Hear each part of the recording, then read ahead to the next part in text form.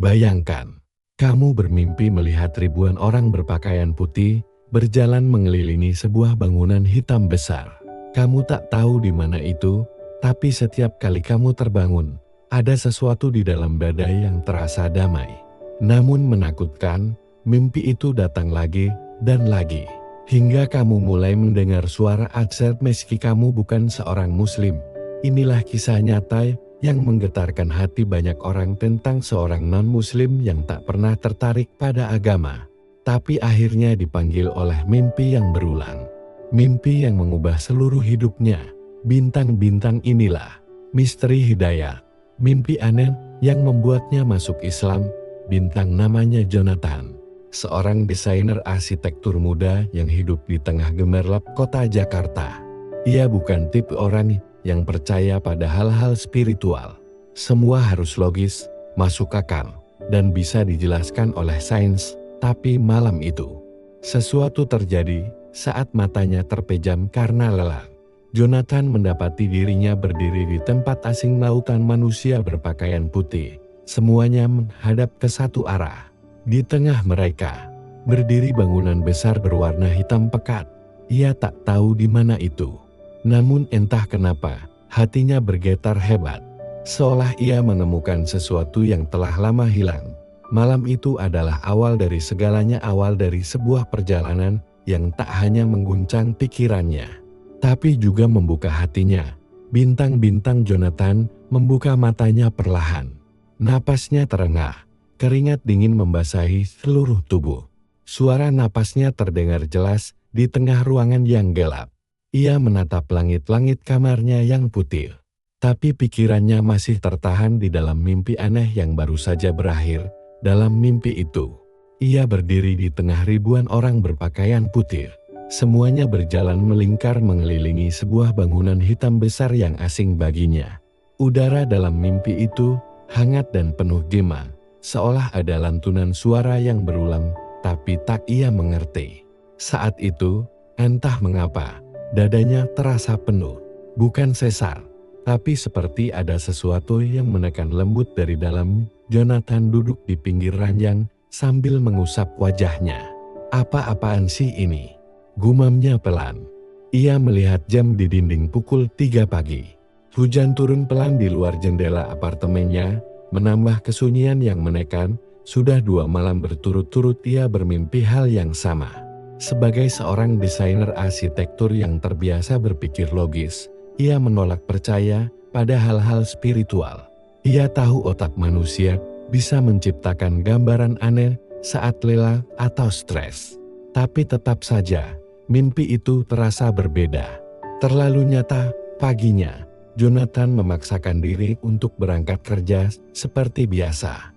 Ia tinggal di Jakarta Barat, bekerja di perusahaan arsitektur yang cukup besar di kawasan Sudirman. Mobilnya melaju di antara kemacetan, radio memutar lagu-lagu pop tanpa arti. Tapi pikirannya terus kembali ke mimpi itu. Bangunan hitam, orang-orang berpakaian putih, suara asing yang lembut dan berulang saat tiba di kantor. Rekan kerjanya, Adrian, menepuk bahunya. "Bro, lo kelihatan kayak mayat. Kurang tidur ya?" Jonathan tersenyum tipis.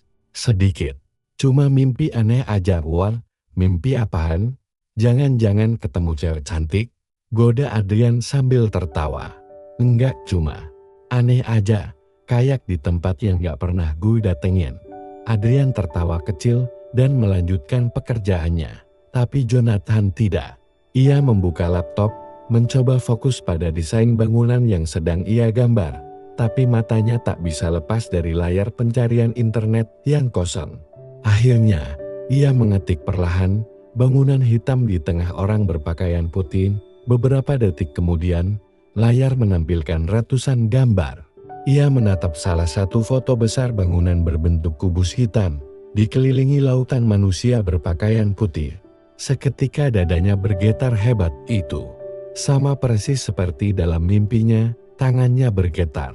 Ia membaca keterangan di bawah gambar. Ka'bah di Makkah, tempat suci umat Islam. Jonathan menelan ludah. Ia menatap gambar itu lama. Jantungnya berdetak cepat. Ia bukan muslim. Bahkan sejak kecil, Keluarganya menganut ajaran Katolik dan mereka cukup taat. Tapi mengapa ia bisa bermimpi tempat seperti itu dengan detail yang begitu nyata? Hari itu berjalan lambat. Setiap kali ia mencoba fokus, bayangan Ka'bah terus muncul di pikirannya. Bahkan suara azan dari masjid kecil di dekat kantor membuat bulu kuduknya berdiri. Ada getaran yang aneh, bukan takut, tapi seperti sesuatu yang memanggilnya. Malamnya, ia kembali tidur dengan perasaan gelisah. Lampu kamar dimatikan dan suara hujan mengguyur jendela seperti irama lembut. Namun saat matanya terpejam, ia langsung kembali ke tempat itu. Ia berdiri di antara orang-orang berpakaian putih, merasakan panas pasir di bawah kakinya. Tapi kali ini, ia tidak hanya melihat bangunan hitam itu. Dari kejauhan, muncul sosok berjubah putih berjalan perlahan ke arahnya. Wajahnya tidak terlihat jelas, hanya sinar lembut yang menyilaukan. Sosok itu berhenti tepat di depan Jonathan dan berbicara dengan suara tenang namun dalam. "Datanglah, waktumu hampir tiba." Jonathan terbangun dengan napas tersengal. Tubuhnya bergetar hebat, seolah baru disiram air dingin. Ia memegang dadanya, mencoba menenangkan diri. Tapi jantungnya berdetak seperti ingin meloncat keluar. Keesokan paginya, ia memutuskan untuk tidak masuk kerja. Ia duduk di balkon apartemennya, menatap langit Jakarta yang mendung. Kopi di tangannya sudah dingin, tapi pikirannya tetap penuh pertanyaan. Ia membuka ponsel dan mulai mencari informasi tentang mimpi Ka'bah. Banyak artikel dan testimoni muncul. Beberapa orang menulis bahwa mimpi melihat Ka'bah adalah pertanda kebaikan, panggilan spiritual, bahkan tanda hidayah. Jonathan menggeleng keras. Ia tidak mau percaya begitu saja. Tapi semakin ia membaca, semakin ia merasa mimpi itu bukan kebetulan. Hari berganti minggu, dan mimpi itu tak berhenti. Kadang datang 2 malam sekali, kadang berurutan.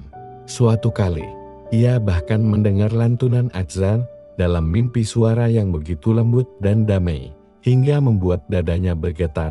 Namun yang lebih menakutkan, suara itu mulai terdengar di dunia nyata.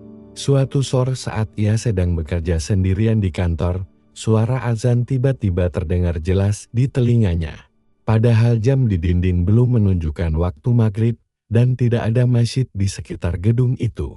Ia menoleh ke kanan, kiri, tapi semua kosong. Jonathan berdiri, menatap sekeliling dengan napas terputus-putus. "Apa gue halu?" bisiknya pelan. Tapi suara itu tetap terdengar, jelas, penuh gema. Seperti berasal dari dalam dirinya sendiri. Beberapa hari setelah kejadian itu, Jonathan mulai berubah. Ia berhenti ikut nongkrong malam, tak lagi menyentuh alkohol, dan sering melamun di balkon sambil menatap langit. Teman-temannya mulai khawatir. "Lo kenapa sih, John? Sejak kapan lo jadi religius gini?" tanya Adrian suatu hari. Jonathan hanya menggeleng. "Nggak tahu, bro, cuma gue ngerasa kayak ada yang nyari gue."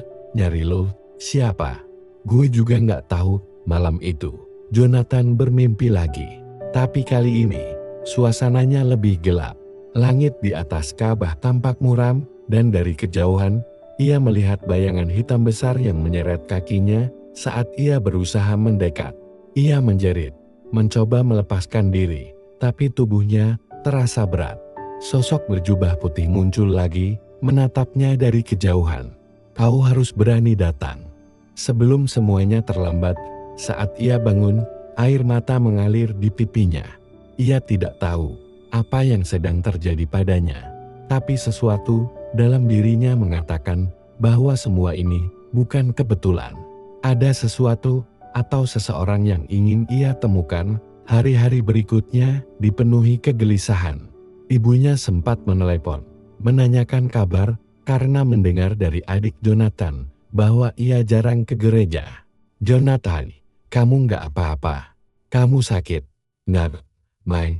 Aku cuma lagi banyak pikiran aja. Kalau kamu butuh doa, Mama bisa minta pastor doain kamu." Jonathan diam lama. "Nggak usah, Ma. Aku bisa sendiri." Telepon ditutup, tapi kata-kata ibunya menancap. Ia tahu keluarganya tak akan mengerti. Apalagi jika ia bilang bahwa mimpi-mimpi itu membuatnya tertarik pada Islam, agama yang bahkan tak pernah ia pelajarin. Suatu malam, Jonathan tidak tahan lagi. Ia mengambil jaket dan keluar berjalan tanpa tujuan. Jakarta sudah larut, jalanan sepi, hanya lampu jalan yang menerangi. Kakinya melangkah terus, sampai tanpa sadar ia tiba di sebuah gang kecil di belakang kompleks ruko. Di ujung gang, ia melihat cahaya lembut dari sebuah bangunan kecil masjid tua dengan dinding kehijauan dan pintu kayu yang setengah terbuka dari dalam. Terdengar suara azan Isya yang lirih, merdu, dan menenangkan. Ia berdiri di depan pintu, terpaku. Suara itu begitu mirip dengan yang sering ia dengar dalam mimpinya. Tanpa sadar, air mata menetes dari matanya. Seorang lelaki tua keluar dari dalam masjid, mengenakan peci putih dan sarung lusuh. Wajahnya tenang, matanya tajam tapi hangat. Ia tersenyum melihat Jonathan berdiri kaku di luar. "Mas, mau masuk?" tanyanya lembut. Jonathan terdiam, hanya bisa menatap lantai. "Boleh. Saya cuma mau dengar aja." Lelaki tua itu mengangguk. "Silakan." Pintu masjid tidak pernah menolak siapapun. Jonathan melangkah masuk perlahan. Bau karpet lembab dan udara malam bercampur dengan aroma dupa yang sama. Ia duduk di pojok belakang, menatap para jamaah yang menunaikan salat. Setiap gerakan mereka begitu tenang, begitu teratur. Seolah semua kegelisahan dunia berhenti di ruangan itu ketika suara imam mengucap salam terakhir. Jonathan merasakan sesuatu di dadanya meledak, sebuah perasaan damai yang sulit dijelaskan. Ia menunduk, menutup wajahnya, dan menangis diam-diam. Malam itu, untuk pertama kalinya dalam hidupnya, ia tidak merasa sendirian, namun di balik ketenangan itu, ada rasa takut yang mulai tumbuh. Ia tahu, jika melangkah lebih jauh, hidupnya tak akan sama lagi. Tapi bagian dalam dirinya, yang selama ini kosong, mulai berbisik lembut, "Kau sudah menemukannya. Tinggal kau yakinin." Jonathan menatap langit-langit masjid tua itu, sementara di luar, hujan kembali turun. Dan di tengah suara hujan, ia merasa mendengar azan sekali lagi, bukan dari luar, tapi dari dalam hatinya sendiri. Bintang-bintang sudah 3 malam Jonathan datang ke masjid tua di ujung gang itu. Ia tidak pernah ikut salat, hanya duduk di pojok ruangan sambil mendengarkan lantunan ayat dan doa. Tempat itu memberi rasa tenang yang belum pernah ia rasakan seumur hidupnya. Lelaki tua yang pertama kali menyapanya, Haji Umar, selalu duduk di barisan depan. Setelah jamaah bubar, ia sering menghampiri Jonathan. Tak banyak bicara, hanya tersenyum dan menanyakan kabar seadanya. "Masih mimpi itu lagi?" tanya Haji Umar suatu malam. Jonathan mengangguk pelan. "Iya, Pak, kadang sama, kadang beda. Tapi bangunan hitam itu selalu ada.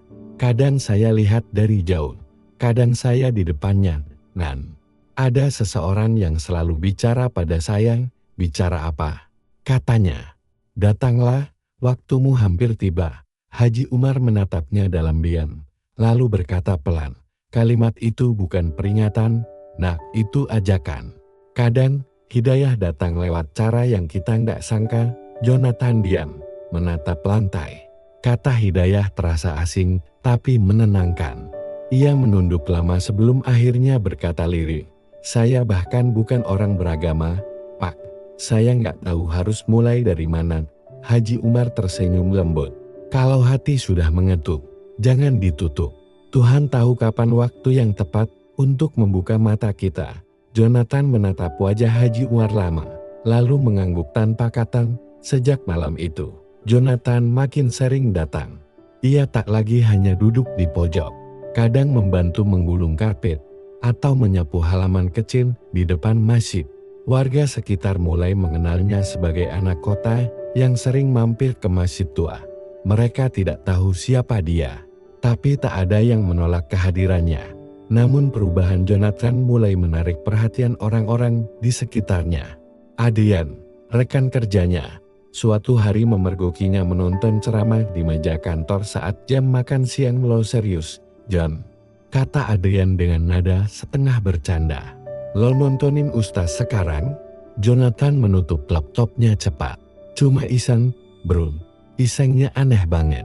Lo kan dulu paling nyinyir soal agama. Jonathan tertawa kaku. Mungkin gue mulai berubah. Jangan-jangan lo mau pindah keyakinan. Pertanyaan itu membuat Jonathan terdiam. Ia menatap wajah Adrian yang tampak ingin tahu, tapi tidak menjawab. Ia hanya berkata pelan, gue cuma lagi nyari tenan, bro. Itu aja. Adrian mengangkat alis. Ya, asal lo nggak tersesat aja. Kata tersesat itu menancap di kepala Jonathan hingga malam. Ia duduk di balkon apartemennya, menatap lampu-lampu kota yang berpendar di bawah hujan. Mimpi itu belum datang malam ini, tapi ada rasa kosong yang sama. Ia membuka ponselnya, mencari nomor ibunya. Jempolnya ragu di atas layar. Sudah hampir seminggu, ia tidak menelepon. Ia tahu kalau bicara, pasti topiknya soal agama lagi. Tapi rasa bersalah membuatnya akhirnya menekan tombol panggil. Suara ibunya terdengar lembut, tapi khawatir. Jonathan, kamu kemana saja? Mama dengar kamu sering ke tempat ibadah lain. Itu benar. Jonathan terdiam. Dari siapa, Ma? Dari Tante Rina. Katanya temannya lihat kamu masuk masjid di daerah Grogon. Ia menarik napas panjang. Iya, Ma, aku cuma mau tenang. Aku nggak ngapa-ngapain. Masuk masjid bukan hal kecil. Jonathan, kamu tahu kita ini keluarga Katolik. Kamu dibaptis di gereja. Apa kamu lupa? Nada suara ibunya naik, membuat dada Jonathan terasa sesak. Aku nggak lupa, Ma, tapi entah kenapa aku ngerasa damai di sana. Damai bukan berarti benar. Itu cuma perasaanmu. Kamu harus datang ke gereja minggu ini. Mama minta tolong. Jonathan menatap langit malam dari jendela. Aku bakal pikirin. Mang, jangan pikirin, datanglah. Mama nggak mau kamu berubah. Telepon terputus. Jonathan menatap layar ponsel lama, lalu meletakkannya di meja. Air matanya menetes pelan. Ia tidak tahu mengapa semuanya jadi serumit ini. Ia tidak sedang ingin melawan siapapun. Ia hanya ingin memahami apa yang terjadi padanya. Malam itu ia tertidur di sofa tanpa sengaja. Dalam tidurnya, mimpi itu datang lagi. Kali ini, ia berada di padang pasir luas. Angin bertiup kencang, dan pasir berterbangan. Dari kejauhan, Ka'bah terlihat, namun ia tidak bisa mendekat. Kakinya seperti terikat. Sosok berjubah putih muncul lagi, berjalan mendekat. Jangan takut, kau hanya perlu melangkah, tapi aku nggak tahu jalan. Hati yang bersih akan menuntunmu. Saat sosok itu mengulurkan tangan, Jonathan ingin meraihnya. Tapi cahaya tiba-tiba menyilaukan mata. Ia terbangun dengan tubuh gemetar dan air mata di pipi. Paginya, Jonathan langsung pergi ke masjid. Haji Umar sudah duduk di serambi, membaca Al-Quran dengan suara pelan. Jonathan duduk di sebelahnya tanpa bicara. Beberapa menit kemudian, ia akhirnya membuka suara. Pak, mimpi itu datang lagi. Tapi sekarang, dia bilang aku harus melangkah. Haji Umar menutup mushafnya perlahan. Mimpi itu seperti panggilan. Nak, tapi langkah pertama bukan mimpi. Itu kesadaran. Jonathan menatapnya. Maksudnya, artinya, kau harus mencari tahu. Jangan takut bertanya. Jangan takut belajar. Haji Umar lalu berdiri, mengambil 2 gelas teh hangat. Kalau kau mau, datang saja setiap sore. Kita bisa bicara. Aku akan bantu jawab apapun yang ingin kau tahu tentang Islam. Tapi tanpa paksaan, Jonathan terdiam sejenak, lalu mengangguk pelan. Terima kasih, Pak, Saya mau tahu. Sejak hari itu, sore Jonathan tak lagi dihabiskan di kantor atau kafe. Ia datang ke masjid setiap pukul 5. Duduk di serambi bersama Haji Umar, mereka berbicara lama. Tentang Tuhan, tentang hidup, tentang ketenangan. Islam itu bukan cuma soal ritual, kata Haji Umar suatu sore. Tapi tentang menyerahkan diri sepenuhnya. Tentang percaya bahwa ada sesuatu yang lebih besar dari logika kita. Jonathan menatap teh hangat di tangannya. Tapi kalau begitu, kenapa banyak orang beragama tapi masih benci satu sama lain? Haji Umar tersenyum tipis. Karena banyak yang berhenti di ritual, belum sampai pada hati. Perkataan itu menancap dalam pikiran Jonathan. Ia mulai membaca buku-buku Islam sederhana. Kadang merasa bingung, kadang tersantuh. Ada ayat yang membuatnya berhenti lama. Maka nikmat Tuhanmu yang manakan yang kamu dustakan? Namun tidak semua berjalan tenang. Suatu malam, ia menerima pesan dari ibunya. Mama dengar kamu belajar agama lain. Kalau benar, Mama kecewa. Pesan itu pendek, tapi menyakitkan. Jonathan tidak membalas. Ia tahu ibunya sedang marah. Tapi semakin ia berusaha menjauh dari masjid, semakin kuat rasa panggilan itu.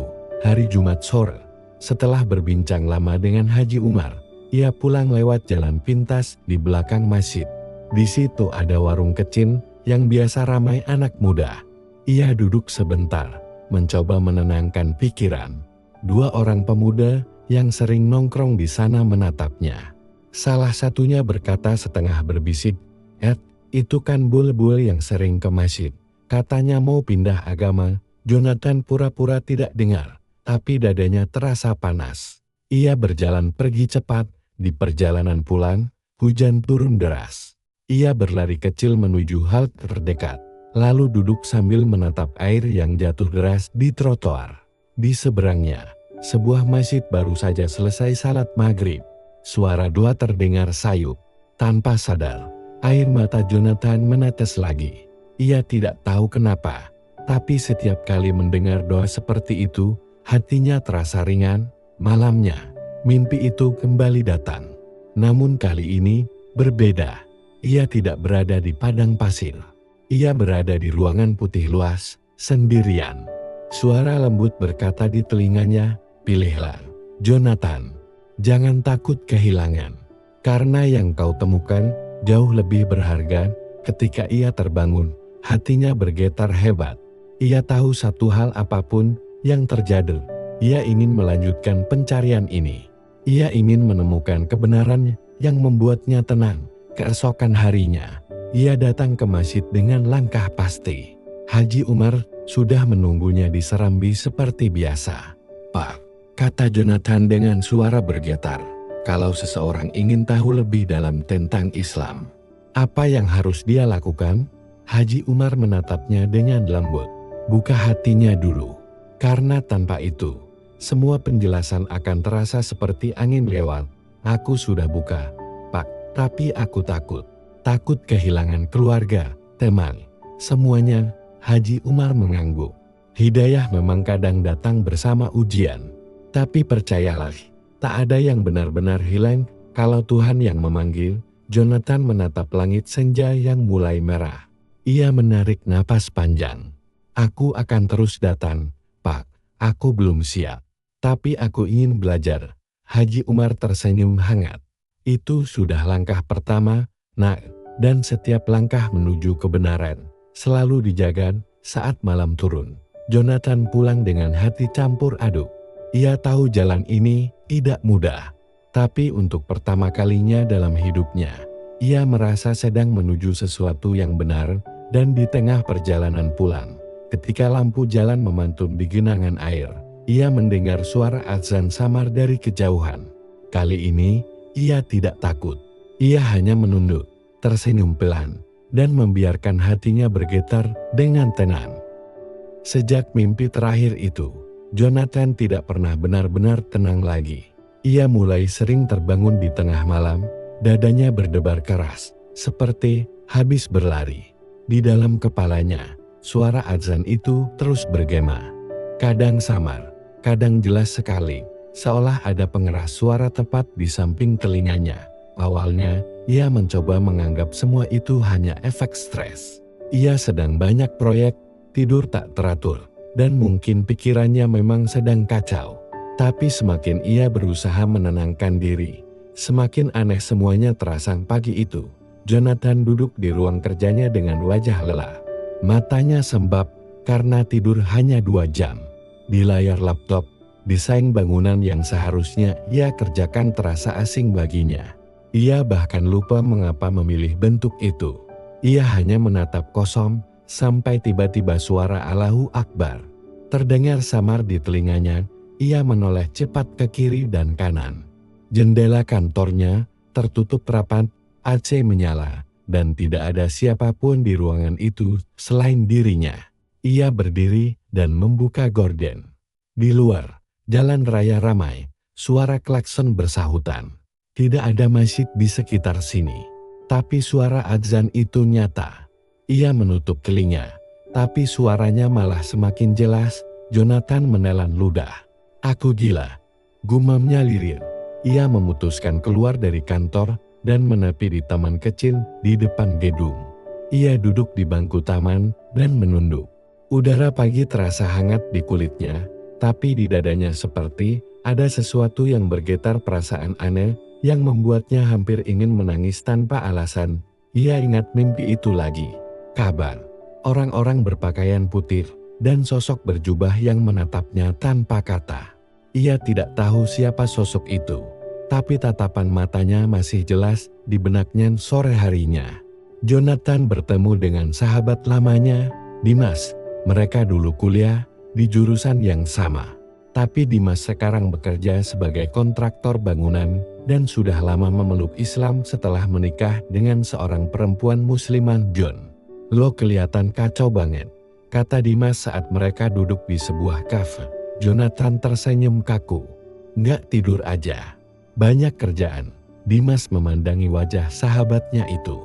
"Kerjaan apa mimpi, Sin, yang bikin lo begini?" Pertanyaan itu membuat Jonathan terdiam. Ia menghela napas. "Lo pernah nggak mimpi hal yang sama berulang-ulang, tapi rasanya nyata banget?" Dimas mengangguk pelan. "Pernah. Biasanya itu tandanya Tuhan lagi pengen lo denger sesuatu. Tapi lo kenapa nanya gitu?" Jonathan diam sejenak, lalu berkata dengan suara pelan, "Gue mimpi berdiri di tempat yang gak gue kenal. Tapi gue tahu itu nyata. Banyak orang berpakaian putih. Mereka muter di sekitar bangunan hitam besar." Dimas langsung menatapnya serius. "Ka'bah." Jonathan spontan menatap balik. "Lo tahu tempat itu? Yang itu pusat ibadah umat Islam." Jonathan terdiam. Ia tahu jawaban itu, tapi entah kenapa mendengarnya langsung dari Dimas membuat dadanya bergetar. "Aneh ya, gue bukan muslim, tapi mimpi itu datang terus. Kadang gue denger azan, padahal nggak ada masjid. Lo pikir gue kenapa?" Dimas menatapnya lama. "Gue nggak tahu, John, tapi kadang ada hal yang nggak bisa dijelasin pakai logika. Lo cuma perlu dengerin hati lo." Kalimat itu menghantam Jonathan seperti pukulan pelan di dada. Ia tidak menjawab, hanya menatap kosong ke cangkir kopinya yang mulai dingin. Malamnya, Jonathan duduk di depan laptop dan mulai mencari tahu tentang Ka'bah, Islam, dan arti mimpi melihat tempat suci. Ia membuka ratusan halaman web, menonton video, dan membaca forum-forum diskusi. Tapi semakin banyak ia baca, semakin besar rasa ingin tahunya. Ada kalimat yang berulang kali muncul di beberapa artikel. Mimpi melihat Ka'bah adalah tanda panggilan untuk mendekat kepada Tuhan. Kalimat itu terus terngiang-ngiang di kepalanya. Ia menutup laptop, bersandar, dan mengusap wajahnya. "Kenapa harus gue?" bisiknya pelan. Beberapa hari kemudian, sesuatu yang lebih aneh terjadi. Saat ia sedang berkendara pulang malam hari, lampu mobilnya tiba-tiba meredup. Ia menepi di pinggir jalan, mencoba menyalakan ulang mesin, tapi tidak hidup. Di sekelilingnya sunyi, hanya ada suara jangkrik dan tiupan angin. Ia turun, menyalakan senter dari ponsel, dan membuka kap mobil. Tidak ada yang aneh. Tapi tiba-tiba, dari kejauhan, terdengar suara azan lagi. Kali ini lebih jelas. Suara itu datang entah dari mana, menggema di udara malam yang gelap. Jonathan terpaku. Ia menutup matanya, dan tubuhnya bergetar. Air mata menetes tanpa ia sadari. Ia tidak tahu mengapa, tapi suara itu membuatnya tenang sekaligus takut saat membuka mata. Di kaca mobilnya yang buram oleh embun, ada tulisan samar seperti bekas jari, "Datanglah." Jonathan mundur beberapa langkah. Ia menatap tulisan itu dengan jantung berdegup keras. Apa ini? Suaranya bergetar. Ia buru-buru masuk ke mobil dan mencoba main starter lagi. Kali ini mesin langsung menyala. Padahal sebelumnya mati total. Ia menginjak gas kuat-kuat, meninggalkan tempat itu dengan tubuh gemetar. Sesampainya di apartemen, ia duduk di lantai ruang tamunya sambil memandangi langit-langit. Kepalanya terasa penuh. Ia tidak tahu harus berpikir apa lagi. Semua kejadian itu seperti tidak masuk akal. Tapi semuanya nyata. Ia mengambil ponsel dan menghubungi Dimas. "Dim, gue pengen nanya. Lo bisa temenin gue ke masjid?" Dimas yang awalnya kaget hanya menjawab singkat, "Bisa John, besok pagi." Ya, keesokan paginya, Jonathan datang ke masjid kecil di daerah Menteng bersama Dimas. Ia duduk di bagian belakang, memperhatikan orang-orang yang datang satu persatu, menundukkan kepala dan bersujud dengan tenang.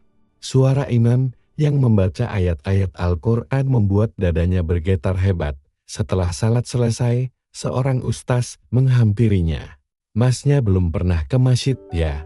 tanyanya ramai. Jonathan mengangguk. "Saya cuma ingin tahu, kenapa tempat ini terasa berbeda?" Ustaz itu tersenyum lembut. "Karena di sini, hati-hati sedang bicara kepada Tuhan." Kalimat sederhana itu membuat mata Jonathan memanas. Ia menunduk, menahan air mata. Selama ini ia hidup mengejar proyek, uang, dan gengsi. Tapi baru kali ini, ia merasa seolah menemukan sesuatu yang selama ini hilang dari hidupnya, ketenangan. Sebelum pulang, Ustadz itu berkata, "Kalau mimpi terus datang, jangan takut. Kadang hidayah itu bukan hal yang kita cari, tapi hal yang mencari kita." Kata-kata itu menancap dalam di pikirannya. Malam itu, Jonathan kembali bermimpi.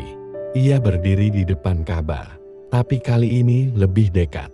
Sosok berjubah putih itu kembali muncul. Namun kali ini sosok itu mendekat dan meletakkan tangan di bahunya. Suara lembut terdengar di telinganya. "Kamu sudah dipanggil berkali-kali. Sekarang, dengarkanlah." Jonathan terbangun dengan napas tersengal. Keringat dingin membasahi tubuhnya. Ia duduk, menatap jendela kamar yang perlahan diterpa cahaya subuh. Untuk pertama kalinya dalam hidupnya, ia merasa tidak ingin melawan apapun lagi. Ia hanya ingin mengerti.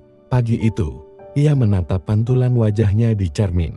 "Kalau ini bukan kebetulan, mungkin aku memang harus datang lagi," katanya pelan. Ia tersenyum samar, bukan karena bahagia, tapi karena mulai menerima bahwa ada sesuatu yang lebih besar dari logika.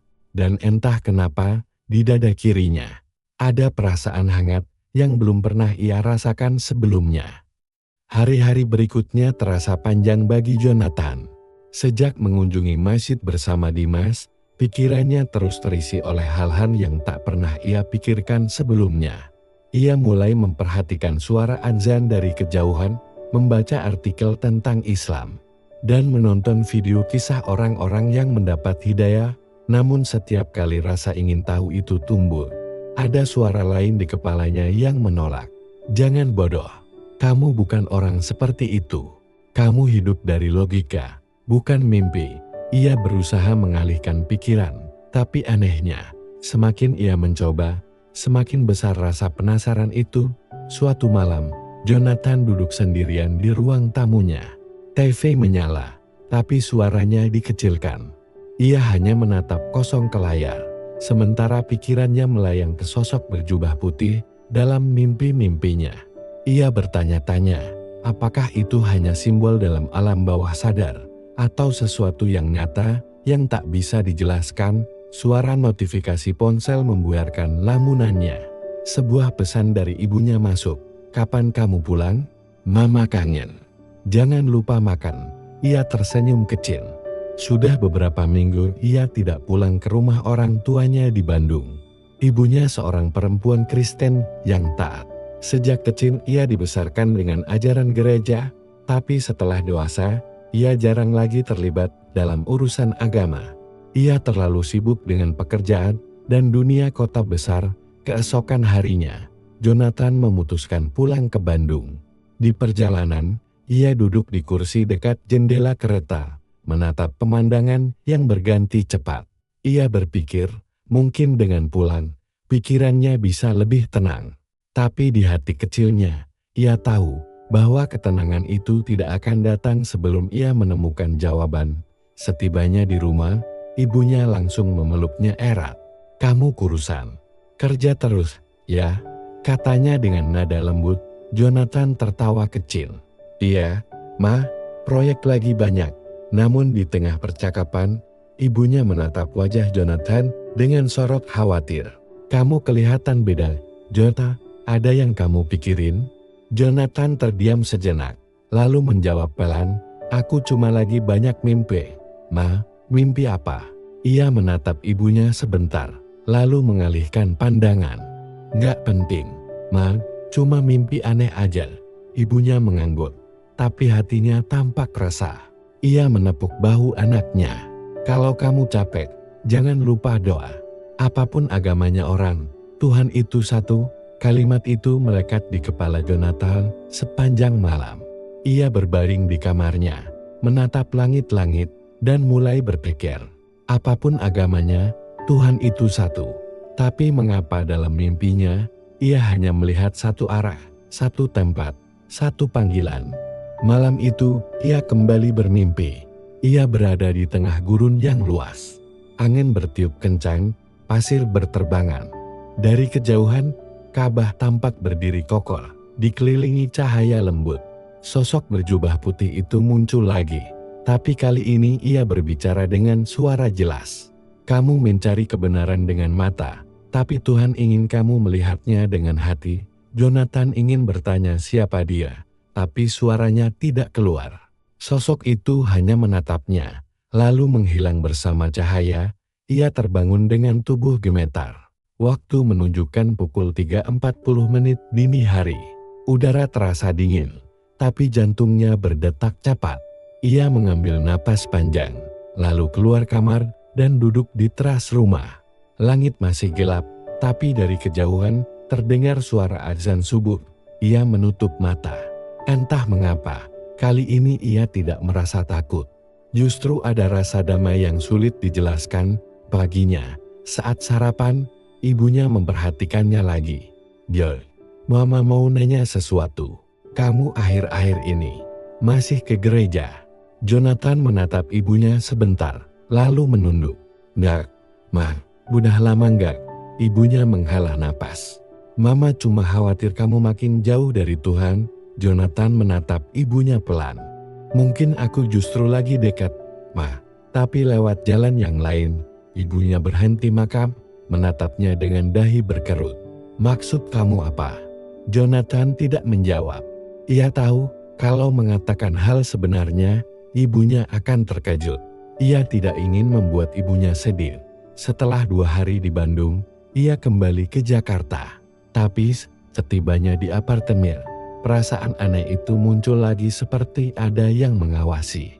Saat menyalakan lampu, ia melihat selembar kertas di bawah pintu. Tidak ada nama pengirim, hanya tulisan tangan yang rapi. "Ketika Tuhan memanggil, jangan berpaling." Jonathan menatap tulisan itu lama. Tidak ada yang tahu tentang mimpinya, kecuali Dimas, tapi tulisan ini. Entah siapa yang menaruhnya, ia merasa tubuhnya gemetar, tapi di sisi lain, hatinya semakin yakin. Malam itu ia mengirim pesan ke Dimas, "Dim, besok bisa temenin gue ke masjid lagi?" Dimas langsung membalas, "Bisa banget, John. Gue udah nunggu lo bilang itu." Keesokan harinya mereka bertemu di masjid yang sama. Setelah salat, Dimas memperkenalkan Jonathan kepada ustaz yang dulu sempat berbincang dengannya. Kali ini ustaz itu tersenyum lebih hangat. "Sepertinya hati kamu sudah mulai terbuka," katanya lembut. Jonathan mengangguk pelan. "Saya nggak tahu kenapa semua ini terjadi, tapi saya merasa dipanggil, Pak." Mimpi itu nggak berhenti, suara azan terus datang. "Saya pengen tahu, ini artinya apa?" Ustadz itu menjawab pelan, "Mungkin Tuhan ingin kamu mengenalnya." "Tak semua orang mendapat panggilan seperti ini," Jonathan menunduk. "Tapi saya takut. Kalau saya berubah, keluarga saya pasti kecewa. Setiap perjalanan menuju kebenaran pasti ada rintangannya." "Nak, tapi ketenangan sejati tidak bisa kamu temukan dengan menolak suara hati." Ucapan itu membuat Jonathan terdiam lama. Ia merasa dadanya sesak, tapi hangat. Ia menatap karpet masjid, lalu menatap wajah Ustadz itu. "Kalau saya ingin belajar, saya harus mulai dari mana?" Ustadz itu tersenyum. "Dari niat, dari kejujuran kamu untuk mencari kebenaran. Tak perlu tergesa-gesa. Datanglah setiap hari. Dengar, pelajari, dan rasakan." Hari-hari berikutnya Jonathan mulai sering ke masjid. Ia duduk di pojok ruangan, mendengarkan orang-orang mengaji. Kadang ia tidak mengerti arti ayat-ayat itu. Tapi entah kenapa, mendengarnya membuat hatinya tenang. Suatu sore, ia duduk bersama Dimas di pelataran masjid. "Dim," katanya pelan, "gue gak tahu kapan terakhir kali gue ngerasa selega ini." Dimas tersenyum. "Itu karena lo gak lagi nyari dunia, John. Lo lagi nyari diri lo sendiri." Mata Jonathan berkaca-kaca. "Gue takut, Dim, kalau Mama tahu, dia pasti sedih." Dimas menepuk bahunya. "Kalau itu hidayah, gak ada yang bisa menahannya. Cepat atau lambat, hati lo akan menuntun lo ke tempat yang lo cari." Malam itu, Jonathan pulang dengan perasaan campur aduk. Ia menatap langit dari balkon apartemennya. Bulan tampak terang. Awan tipis bergerak pelan. Ia menutup mata dan berkata lirih, "Kalau ini memang jalanmu, tunjukkan aku." Tepat saat itu, suara azan Isya terdengar dari kejauhan. Suara itu tidak lagi menakutkan seperti dulu. Sekarang, suara itu terasa seperti panggilan pulang. Ia menangis bukan karena takut, tapi karena lega. Semua rasa bingung dan ragu perlahan berubah menjadi keyakinan. Dan malam itu, untuk pertama kalinya, Jonathan bersujud di atas karpet kecil di kamarnya. Ia tidak tahu bacaan apa yang harus diucapkan, tapi ia hanya berkata dengan tulus, "Tuhan, kalau Engkau memang memanggilku, aku datang." Air matanya jatuh membasahi sajadah itu. Di dalam keheningan malam, Jonathan akhirnya mulai mengerti bahwa mungkin selama ini, ia bukan orang yang mencari Tuhan. Tuhanlah yang telah lama mencarinya. Sudah hampir 2 minggu Jonathan rutin datang ke masjid. Ia belajar mengucapkan kalimat syahadat dalam hati, mendengarkan ceramah singkat, dan membaca terjemahan Al-Quran setiap malam sebelum tidur. Ia belum berani mengatakan pada siapapun bahwa hatinya sudah mantap. Ia tahu, begitu ibunya mendengar kabar itu, semuanya akan berubah. Tapi di sisi lain, ada rasa tenang yang tak bisa ia sembunyikan. Suatu sore, Jonathan duduk di teras apartemennya sambil menatap langit Jakarta yang mulai memerah. Angin sore berembus lembut. Ia memegang secangkir kopi yang mulai dingin. Saat itulah ponselnya berdering. Nama ibunya muncul di layar. "Ma." Suaranya pelan. "Jonathan, Mama dengar dari tante kamu. Kamu sekarang sering ke masjid." Jonathan terdiam. Ia tidak tahu harus menjawab apa. "John." Suara ibunya terdengar sedikit bergetar. "Iya, main. Aku cuma pengen tahu aja. Belajar sedikit tentang Islam." Suasana di seberang telepon hening beberapa detik. Lalu ibunya berkata dengan suara lirih, "Kamu bercanda?" "Enggak, Ma. Aku serius, Jonathan. Kamu itu dibaptis waktu masih bayi. Kamu dibesarkan di gereja. Apa kamu lupa?" Jonathan menutup matanya. "Aku nggak lupa, Mam. Tapi ini bukan soal agama yang mana lebih benar. Aku cuma ngerasa Tuhan nyentuh hatiku dengan cara yang berbeda." Ibunya menarik napas panjang. "Tuhan yang mana, John?" "Mama takut kamu tersesat, Ma." "Aku nggak tersesat. Justru aku ngerasa baru nemuin jalan yang selama ini hilang." Terdengar suara Ishak tertahan dari seberang. "Mama cuma mau kamu bahagia, Nak. Tapi jangan begini caranya." Jonathan menggigit bibir. Suaranya serak. "Aku juga pengen bahagia, Ma, tapi kali ini, aku pengen jujur sama diriku sendiri. Setelah percakapan itu, Jonathan duduk diam lama sekali. Suara kota di luar terasa jauh. Ia merasa bersalah, tapi juga lega. Untuk pertama kalinya, ia jujur tentang apa yang benar-benar ia rasakan keesokan harinya. Ia menceritakan semuanya pada Dimas di halaman masjid. "Gue udah ngomong ke mama," katanya pelan. Dimas menatapnya dengan cemas. "Gimana reaksinya?" "Dia sedih." "Gue ngerti. Tapi gue gak bisa pura-pura lagi, Dim. Gue ngerasa Tuhan benar-benar nyentuh hati gue lewat mimpi-mimpi itu. Gue gak bisa abaikan." Dimas menepuk bahunya. "Lo udah ambil langkah yang besar, Jon. Keadaan hidayah gak datang tanpa luka. Tapi kalau niat lo tulus, Tuhan bakal bantu lo jalanin semuanya." Jonathan mengangguk. Tapi malamnya, ia tidak bisa tidur. Kata-kata ibunya terus terngiang. "Mama takut kamu tersesat." Ia duduk di depan jendela, menatap lampu-lampu kota. "Apakah aku benar-benar tersesat?" pikirnya. Tapi hatinya menjawab sendiri, "Tidak, ini pertama kalinya aku merasa pulang." Beberapa hari kemudian, ibunya datang ke Jakarta tanpa memberi kabar. Saat Jonathan membuka pintu apartemen, ia terkejut melihat ibunya berdiri di depan pintu dengan mata sembab. "Ma." Ibunya masuk tanpa bicara. Ia duduk di sofa, memandang sekeliling ruangan. "Tempat ini dingin sekali," katanya lirih. Jonathan menutup pintu dan duduk di depannya. "Ma, aku tahu mama marah." "Bukan marah, Jon," potong ibunya. Suaranya bergetar. "Mama cuma sedih. Mama ngerasa kehilangan kamu sedikit demi sedikit." Jonathan menatap ibunya. "Ma, aku nggak berubah. Aku masih anak mama. Aku cuma pengen hidup dengan tenang-tenang." "Kamu pikir mama tenang lihat kamu begini? Kamu bahkan nggak ke gereja lagi. Kamu belajar agama lain. Kamu tahu gimana pandangan keluarga besar kita?" Jonathan menunduk. "Aku tahu, Ma. Tapi aku nggak bisa hidup buat pandangan orang. Aku cuma pengen dekat sama Tuhan." Air mata ibunya mulai jatuh. "Kenapa harus lewat jalan itu, Jon? Kenapa bukan lewat gereja seperti dulu?"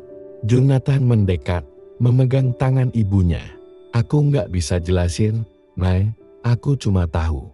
Mimpi-mimpi itu nyata. Aku nggak bisa lagi pura-pura nggak dengar panggilannya." Ibunya menatap wajah anaknya lama. Lalu perlahan, ia menarik tangannya. "Kalau itu pilihan kamu, Mama cuma bisa berdoa. Tapi Mama butuh waktu untuk nerima ini." Jonathan mengangguk pelan. "Aku ngerti, Ma." Setelah ibunya pulang, Jonathan duduk lama di sofa. Ia merasa kosong. Tapi di dalam kekosongan itu, ada sedikit rasa damai. Ia tahu jalan ini tidak mudah. Tapi setiap langkah terasa seperti menuju sesuatu yang benar. Malam itu, ia kembali bermimpi. Ia berada di tempat yang sama di depan Ka'bah. Tapi kali ini lebih dekat dari sebelumnya. Ribuan orang di sekelilingnya bersujud bersamaan. Sosok berjubah putih itu berdiri di sampingnya dan berkata pelan, "Sudah saatnya kamu menjawab panggilan itu." Jonathan menatap sosok itu. Bagaimana caranya? Sosok itu tersenyum. Dengan keikhlasan, ia terbangun dengan air mata mengalir di pipi. Ia tahu apa yang harus ia lakukan. Keesokan paginya, ia menelepon Dimas. "Dim, gue udah siap." "Siap untuk apa?" "Untuk mengucapkan syahadat." Dimas terdiam sejenak, lalu menjawab pelan, "Alhamdulillah.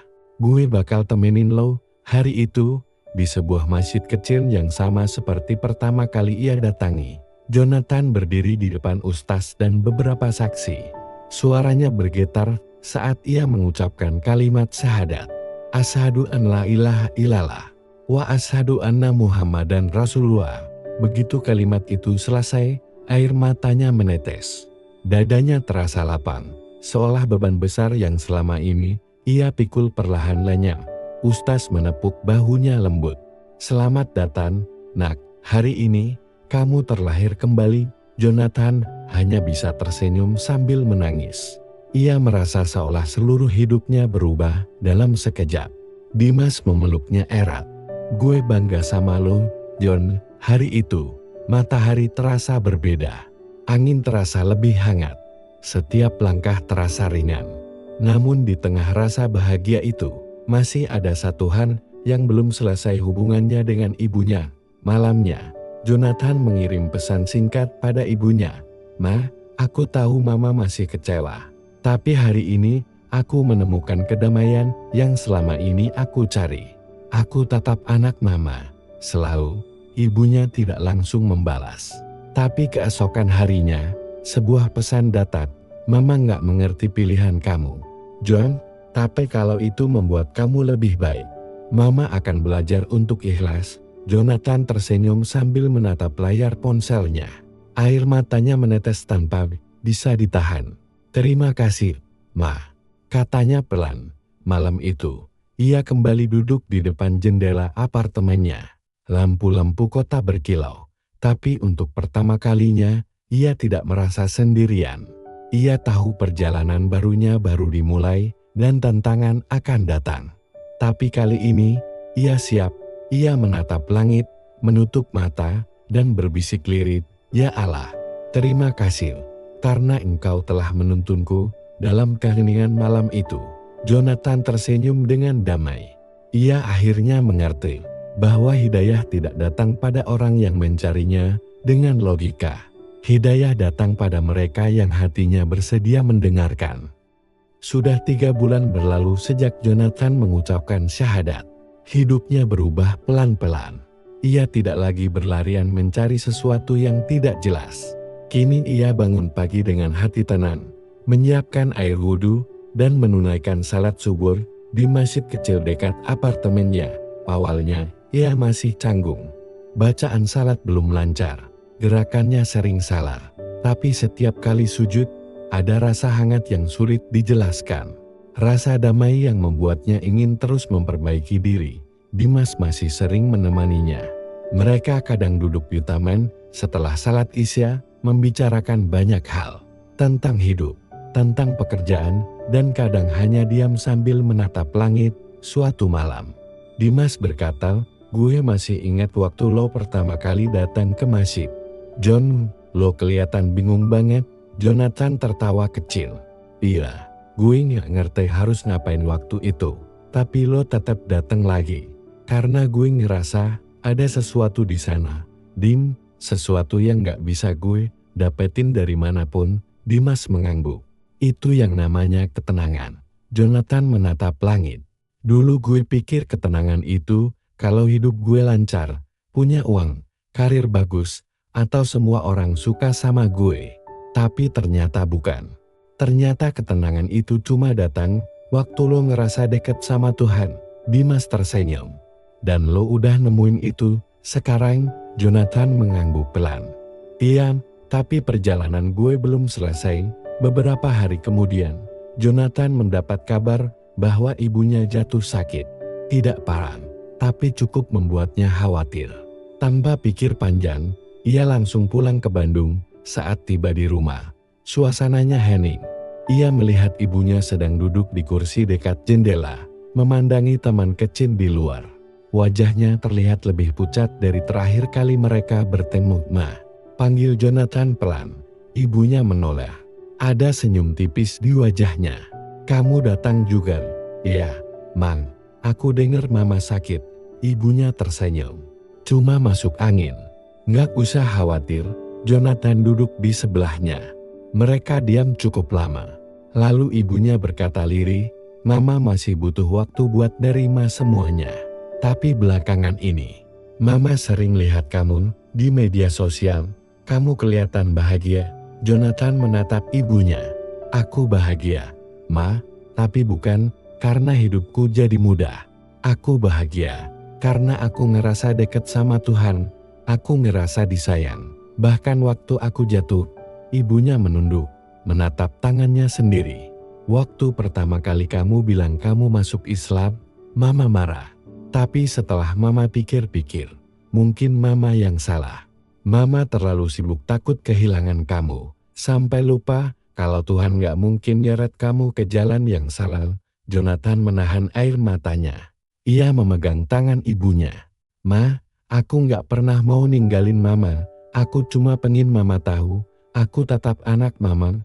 Cuma sekarang, aku udah belajar untuk lebih dekat sama Allah." Ibunya menatap mata anaknya. "Nama itu, Allah. Dulu Mama takut dengar. Tapi sekarang Mama tahu, itu juga nama Tuhan yang sama. Cuma cara kita nyebutnya aja beda." Air mata Jonathan jatuh. Ia menggenggam tangan ibunya erat.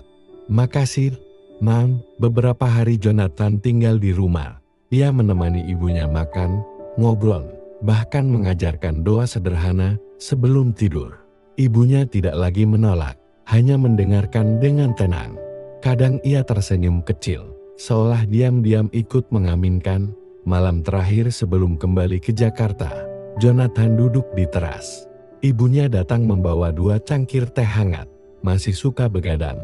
tanya ibunya. "Sekarang nggak lagi, Ma, udah ganti dengan tahajud." Ibunya tersenyum lembut. "Mama nggak ngerti apa itu tahajud. Tapi kalau itu bikin kamu tenang, terusin." Jonathan mengangguk. "Mah, boleh aku jujur?" "Boleh." "Dulu waktu kecil, aku sering mimpi ketemu seseorang berjubah putih. Aku pikir itu cuma mimpi aneh. Tapi setelah semua yang terjadi, aku sadar itu petunjuk. Tuhan udah nunjukin jalan dari dulu, cuma aku yang gak peka." Ibunya memandang anaknya lama sekali. "Mungkin Mama juga yang gak peka, John. Mungkin Tuhan juga udah kasih tanda. Tapi Mama terlalu sibuk takut kehilangan kamu." Mereka tertawa kecil sambil menahan air mata. Malam itu, Jonathan merasa sesuatu yang selama ini berat di hatinya akhirnya terangkat. Ia pulang ke Jakarta keesokan paginya dengan hati yang ringan. Beberapa bulan kemudian, Jonathan mulai aktif sebagai relawan di sebuah yayasan sosial yang membantu anak-anak jalanan. Ia mengajar mereka membaca dan menulis.